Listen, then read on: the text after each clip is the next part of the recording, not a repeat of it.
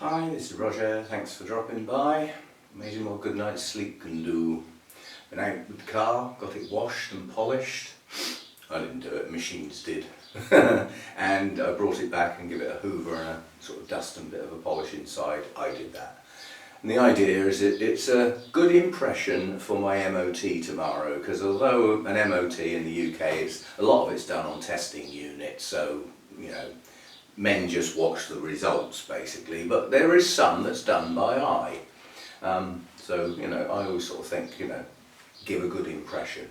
You've got a tatty old manky looking car, they're going to be extra scrutinising, if you know what I mean. So we'll have a reasonably clean, tidy looking car. Right, so that's that. That's what I did this morning. Did a bit of shopping, and I need to get this done. So this is welcome to and all that stuff. The 2022 project Orchids. This is update 1, group 2 now. That leaves group 3 to do, and that's going to be later this week. Otherwise it's not going to be May anymore. We won't be doing the May updates, will we? So I'll get this one done. So we've got 3 plants to do. Same 3 as last time. You'll get the video from March, followed by the video I've done today of the same plants. And I'll discuss my results from my expectations from March, have they been achieved, and then I'll make my expectations and predictions for those plants forward for 2 months' time when we do update 2. So let's get going.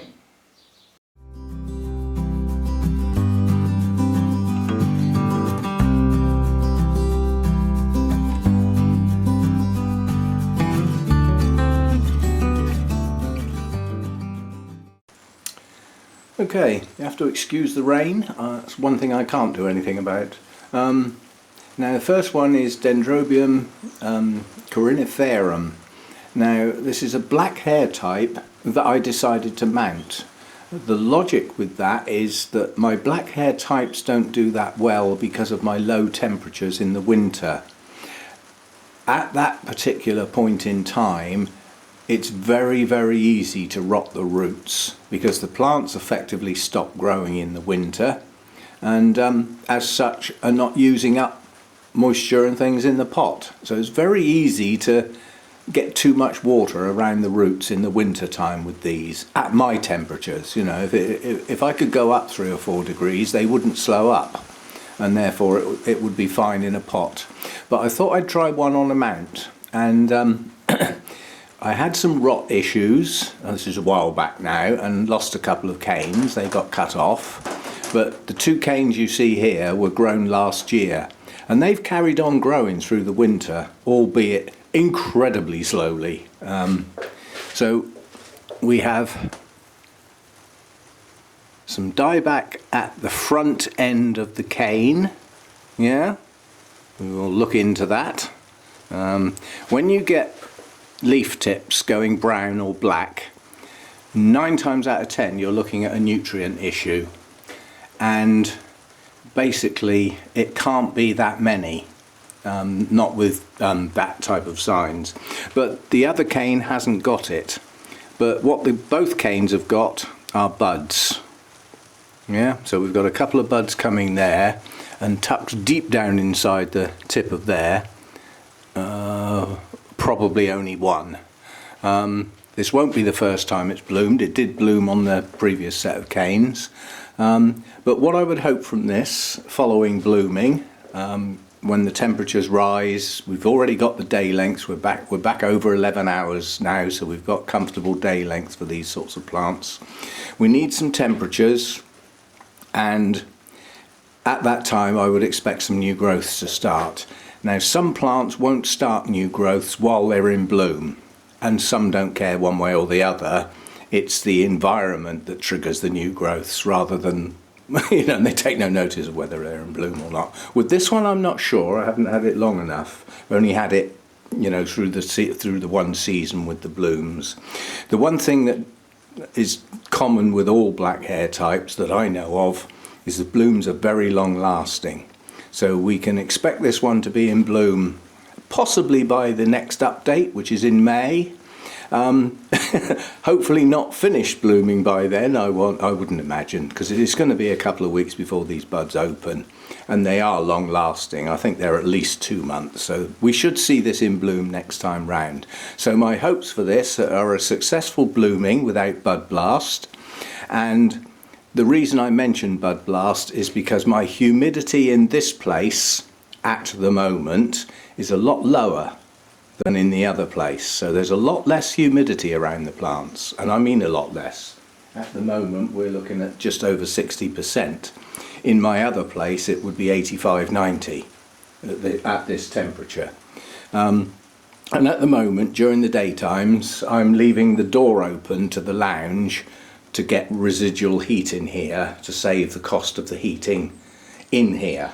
So I've got to heat the house anyway, which is as well let a bit drift out here and stop the heater and fan kicking on. So that also reduces the humidity a bit. Now in the not too distant future I'm obviously going to get Hurricane Hector back out again and raise the humidity, but there's no point in trying to do that while this door is open during the day, because I don't want to be trying to humidify the lounge, do I? So there's a balance to do there. But lower humidity can be a reason for bud blast. But we'll see how it goes. I mean, at the moment we've got buds forming, and I would like to see some new growths in the not too distant future, and a successful blooming. So that's plant number 1. So last time we looked at this one, we had a little bit of dieback on the end of this cane.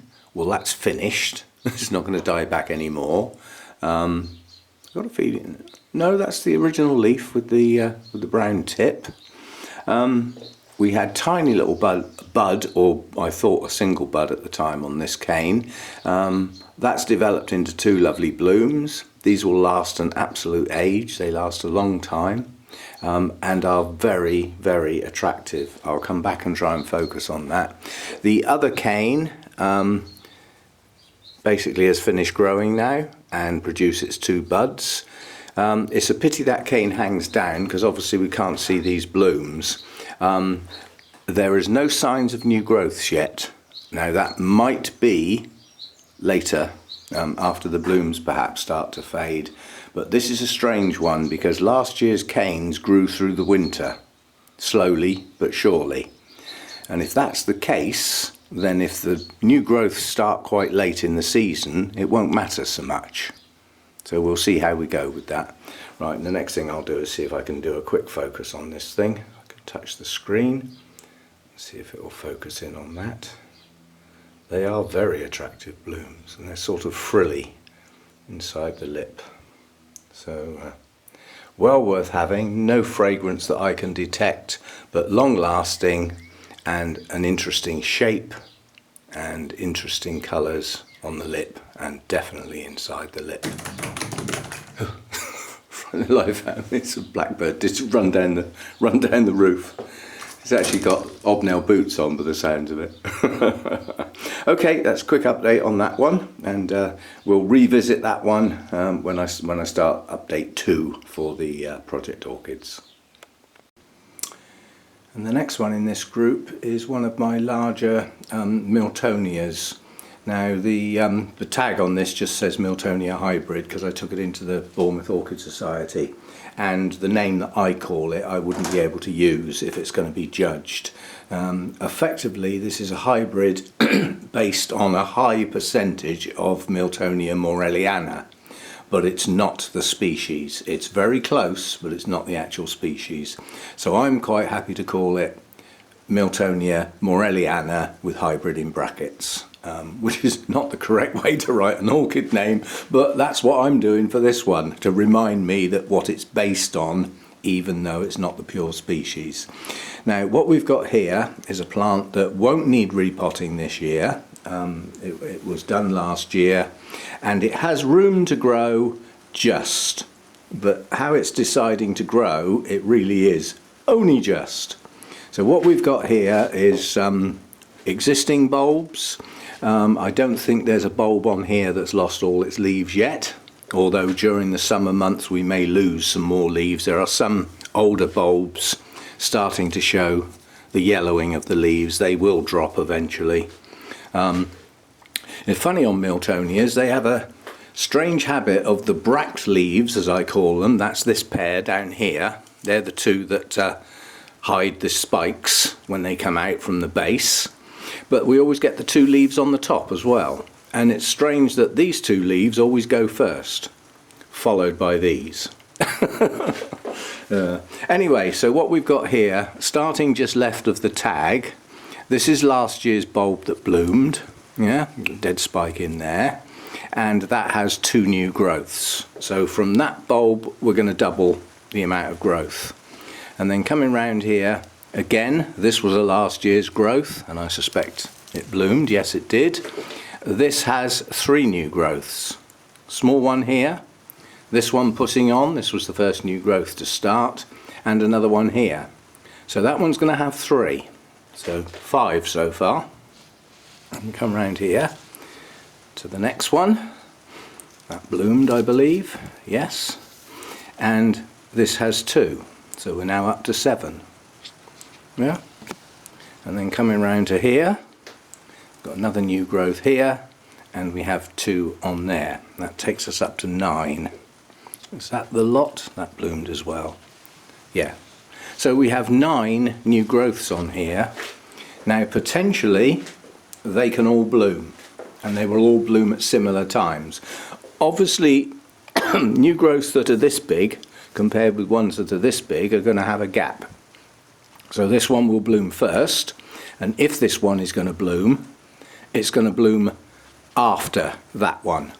So it could be that the first flush of blooms are fading before the last flush actually form. But if I got 9 spikes on that, I'll do a happy dance. You're not going to see it, don't ask. But it would warrant one, because the blooms on here are pretty stunning.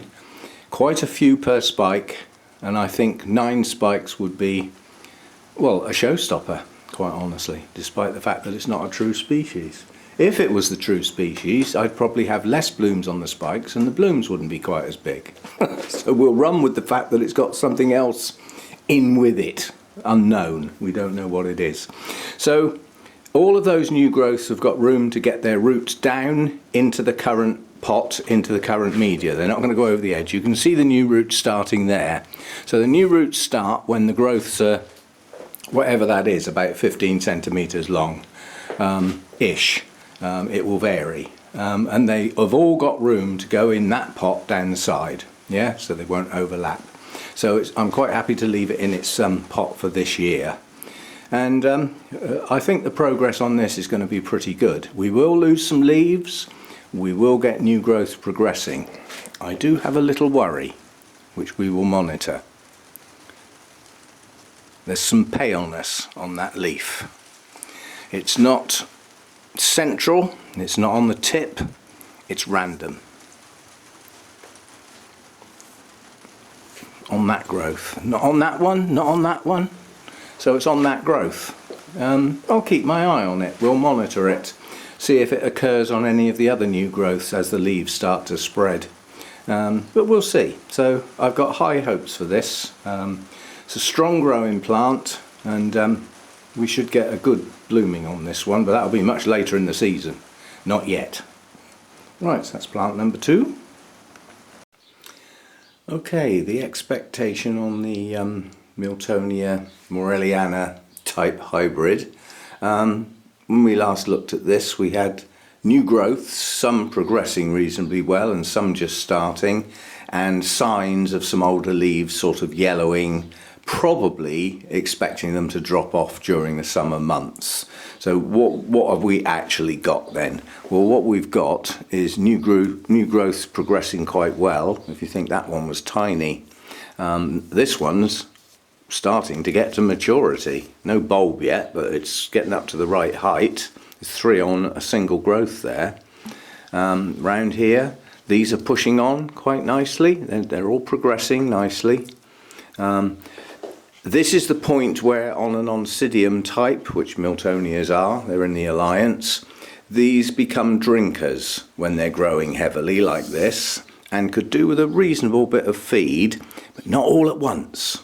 What they don't like is a really, really strong feed and then 3 flushes. What they'd rather have is 3 weak feeds and then a flush. Or weaker feeds anyway, but they need some feed to push these growths on. So they're all growing on nicely. I'm still expecting a good blooming on this, and I'm still expecting more of the older leaves to yellow and drop. We now do have some leafless bulbs. Yeah, some have actually fallen and been helped off. You're going to fall off, aren't you? I've made my mind up. Okay, so that's the Miltonia. It's doing well. You know, I mean, new growth's looking like this, so it's doing well. That's that one. Right, and the last one out of the cooler, shadier set is a Masdevallia hybrid. This appears to be growing pretty well. I mean, we've got one very noticeable leaf tip issue. A couple of others, well, I say a couple, one. So as far as leaf health is concerned on this plant, it's not bad. There's a couple of new leaves in here that are very pale, and effectively they've stalled. They're not going to progress. What else have we got? We've got a yellowed leaf in here. No, we haven't. We had a yellow leaf in here, that's fallen off. There's quite a few new leaves coming on this, but I've got to keep my eye on it because I think it's getting too dry in between waterings. Now that's my fault, obviously, and the fact that it's got a lot of cocoa husk in there, it doesn't look that dry to me. It's got a darker colour, but what's going wrong is not obvious, but it should be as soon as I pick the pot up. How many roots do you see down in that pot? None. There's a couple of roots near the top there. There's one down in the pot there and one behind it. And where are all the other roots that you can see? They're near the surface, and the surface is drying. So I think what I'm going to do with this is I'm going to top dress that with moss to try and hold the moisture near the top, because this is where the new roots are coming out, and that's why I chose this plant. It's an anomaly. It's a healthy looking plant with lots and lots of leaves, and it's got next to no root system. So how on earth it's supporting itself, I really don't know. And it's literally only in the last couple of months that there have been any signs of root growth anyway. But there is signs of root growth now. It's not a lot for the size of the plant, but it's there. So we will top dress that with moss, ready for next time we see it, and hopefully it will establish a decent root system with that moisture around the base of the plant. Got the longer days now that this would appreciate, and what this is going to appreciate a lot more for this season, unlike in the old place, it's not going to get the heat. As far as I can tell, I'm not going to get the high temperatures up in the low 30s. You know, I was desperately trying to hold the other place down at 28, and on hot sunny clear days where the outside temperature was quite hot as well, I couldn't achieve that. I was going up over 30. It's not ideal for things like Masdevallias. Poor old Hurricane Hector was fired up all day long with 2 huge circulating fans trying to keep the plants cool. We shouldn't have that trouble this year.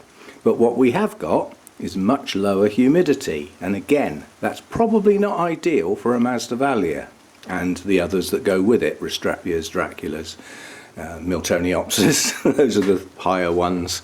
But what I did with this one, because it was very wobbly in its pot, is I just stuck some stakes right down through the centre of the plant, right down into the media, just to try and hold it still and keep it sitting on the surface firmly, because that's all it was doing.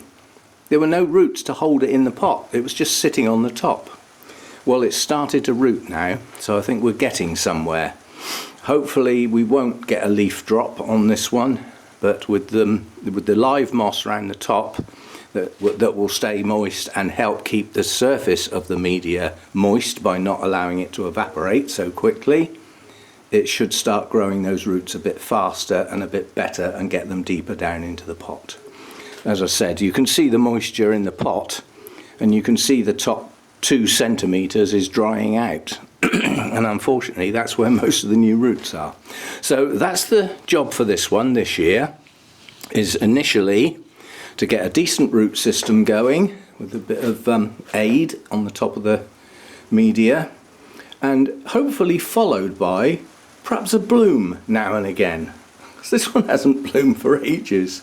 Now that's another thing that the Masdevallias are getting. They're on the top shelf this year. I'll just swing round. I don't normally do this in a project video, but I've got my cooler, shadier ones. They're not exactly shaded this year. They're on a higher shelf. Okay, they're at the rear of the building, which has less light than those at the front, but nonetheless they're getting a lot more light than they did in the other place. So we'll see what effect that has. So roots first, hopefully followed by some blooms, as with the roots obviously the new growth should push on a bit better than they are now, and we'll see how we do. But as I said, it's an anomaly. It's quite a nice looking Masdevallia, good sized plant, but what it hasn't got is roots. As I said, it amazes me how it manages to keep its leaves. So that's plant number 3. And the last one in group 2 is this Masdevallia, which I discussed in the in the March video with this one, that it was an oddity because the plant itself actually looks quite healthy. At that particular time there were 1 or 2 leaves looking like this. Well, they still look like that, and a few others have joined them. So there are a few leaf tips with some yellowing issues, but there are new growths and quite a few of the new leaves are pushing on nicely now. The main reason I thought of it as an anomaly was the lack of roots. That seems to have been addressed now. The plant is producing quite a few roots, and they are getting well down into the pot. And so I just need to turn it round a bit. And I believe the reason for that is the moss that I put round the top, which we discussed last time. I said that the pot itself was staying wet, but the top was drying out fast. So by putting the moss there, it was holding the moisture near the top where there were new roots. And now those roots have been able to stay hydrated and get down into the pot. Now it's not a giant root system by any means, but at least it is one, and there's plenty more coming. So what we need from that now, we've got some roots, the media isn't old so it can stay in that pot. What we need now is some blooms. That would be nice, wouldn't it? This one hasn't bloomed for ages, but it's growing its roots now, and its new growths are progressing and getting up somewhere near full size, because the ones when we looked last time were a bit small. They weren't maturing properly. I think this plant will get better and better as that root system gets better, and hopefully the new growths will then get up to the same size as previous growths, and hopefully, seeing as I'm not quite sure why, we don't get too much more of this yellowing leaf tips. Now that's going to be either an acidity issue with pH and or a nutrient issue, like there are some when it perhaps could do without them. It's more likely to be that way round. It isn't going to be lack of nutrients, not with these. They can live off next to nothing. So anyway, so that's that one. That's the last one in group 2. So there we go, that's update 1 group 2 done. Hope you're enjoying the way this Project Orchids is going this year. Totally new format compared with previous years. It's much easier for me to do because they're just video clips slotted together. And the group 3 update 1 will follow later this week with another 3 plants, and that'll end update 1, and then we'll put everything away for 2 months and start again with update 2 whenever that is. What are we in, May? That'll be June. That'll be July. Quick, that was a finger and thumbs then to count the months. I do still need more rest. Anyway, hope you've enjoyed it, and thanks for dropping by. If you're not subscribed, it might be a good idea to do that old subscribe button and the old thumbs up. It all helps the channel. And I'll see you next time. Thanks for dropping by.